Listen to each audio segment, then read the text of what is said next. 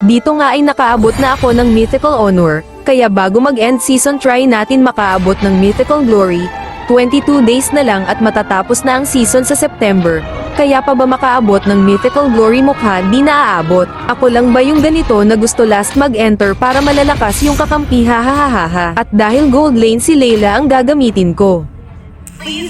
Dito nga ay gusto makipag-swap ni S3 ng gold lane kaso di ako masyado marunong at mahina ako mag-core. Gold lane at mage hero naman ang alam ko.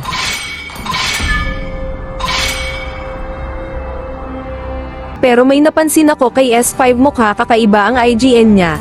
Tawang-tawang nga ako nang mabasa ko ito hahaha pero hayaan na natin siya sa trip niya sa IGN niya buhay niya yan at wag na lang natin pakialaman.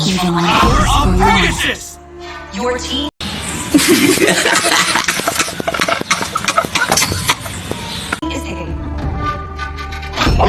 Save my people from the demons. Payback time. I am the moonlight that breaks through the darkness. My hero. They call me a hero because I saved my nation from falling apart.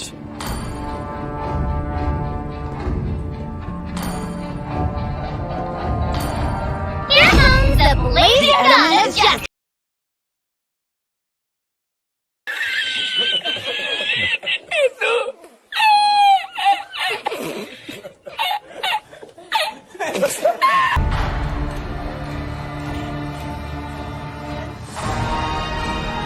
Welcome to Mobile Legends! That's it for day. Having the sun in the sun for Spain.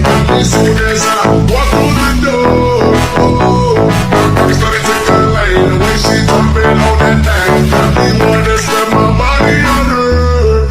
She made it pop and lock and drop it that birthday. That don't need to blow that crazy family away. That's a perfect thing. God, my jewelry. Shawty is cool like the fire. Cool like fire. Ang aggressive ni Mia dito. Gusto niya agad ako pitasin, buti na lang at maagad lumalaw si Farsa dito at napitis niya.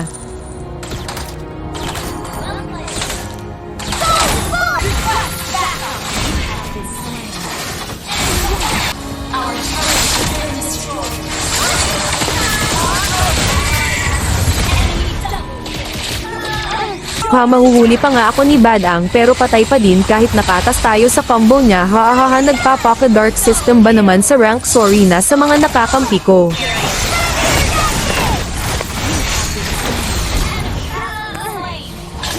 Dito nga ay lagi ako napipitas, pero kahit ganun ay nag-push lang ako dito dahil mukha di ako makakapitas ng kalaban.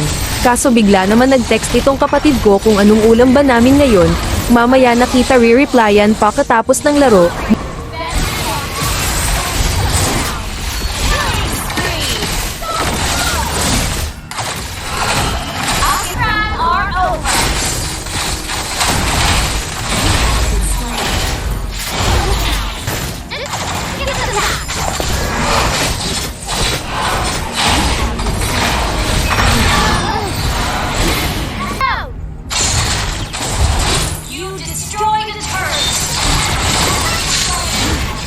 Pero kahit ganun nagiging feeder na ako ay hanga pa din naman ako sa mga kakampi ko.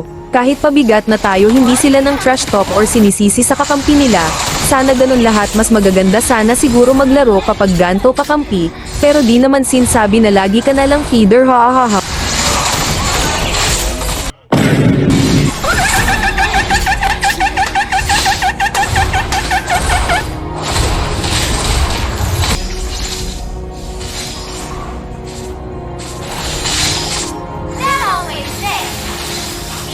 Inaabangan nga namin Silda dahil nag-lord na pero nakuha pa nga namin. Pero mamatay pa nga yatab kami dito. Buti na lang at si Yen ay nakapag-push. May oras talaga na hindi tayo magaling at magaling tayo sa oras na yun. Basta ang importante may natutunan tayo. Hey y'all, come look at this.